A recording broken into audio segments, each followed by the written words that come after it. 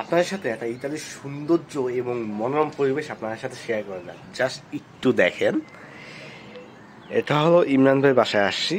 So এইটা হলো তার ব্যালকনি। হ্যাঁ, সো ভাই এখানে কিন্তু অনেক গাছ লাগাইছে দেখলাম, এবং জাস্ট লুক এট দিস ভাই। হ্যাঁ, বাসার পাশে এরকম একটা মনোরম পরিবেশ। হ্যাঁ, সব থেকে ভালো লাগে কি এখানে মধ্যে হলো মানে প্লেন যায় মাঝে মাঝে, দেখতে অনেক ভালো লাগে। এবং এই ওয়েদারে দেখেন ইমরান ভাই চা দিছে, হ্যাঁ ককটেলের গ্লাসে চা দিছে, যদিও হ্যাঁ সুন্দর, বাট এরকম একটা পরিবেশে বৈশা চা খাওয়ার কিন্তু মজাই আলাদা। সামনে এরকম পুরো খালি জায়গা, তারপর কি সুন্দর যে বাতাস আসে ভাই। এটা হলো মূলত এই জন্য বাংলাদেশিরা থাকে না, এই জন্য এত পরিবেশ এত সুন্দর। যে বাংলাদেশি যে এরকম না, ভিনদেশিরা যেখানে থাকে সেই এলাকা অনেক ভাই পরিস্থিতি খারাপ হয়।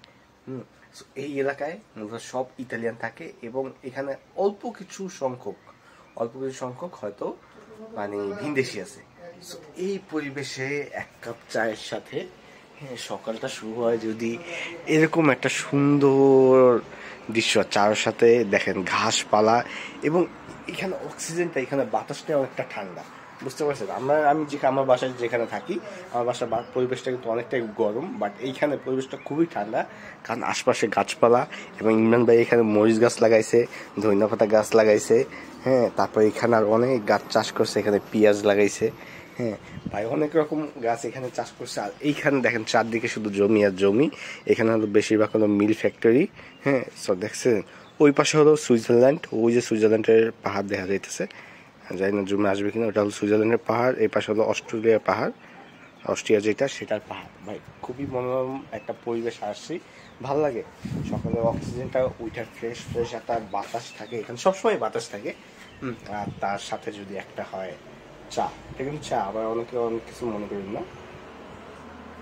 ইমরান ভাই চা দিছে, তো এরকম একটা পরিবেশে দেখছেন এখানে বৈশা, সোফার উপরে বৈশা যদি এরকম একটা পরিবেশ উপভোগ করা যায়, জীবনটাই লাইফটাই জিঙ্গালালা। আচ্ছা এইখানে কিন্তু মূলত বেশিরভাগই মানে বাঙালিরা বাসা পায় না।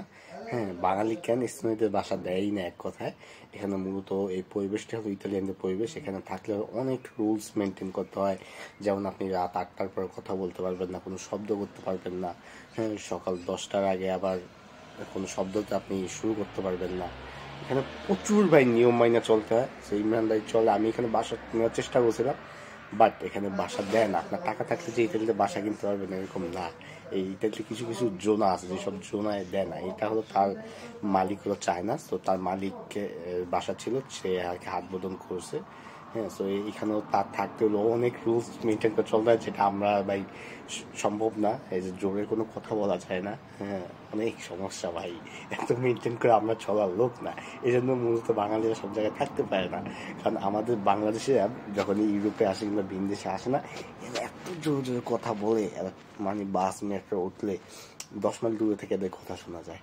হ্যাঁ, সো আমরা আমাদের কারণে হয়তো এদের কাছে কালার খাইছি, কিন্তু কাজের দিক দিয়ে কিন্তু বাঙালিরা সেরা, এটা আপনি জানেন। ইউরোপে কিন্তু বাঙালিরা 10 জন, ইতালিতে 100 রেস্টুরেন্টের ভিতর 90টা রেস্টুরেন্টে বাঙালিরা কাজ করে, তাও শেফ হিসেবে। হ্যাঁ, শেফ হিসেবে 100 রেস্টুরেন্টের ভিতর 90টার ভিতরে আপনি বাঙালি পাবেন, তো এটা একটা গর্বের বিষয়।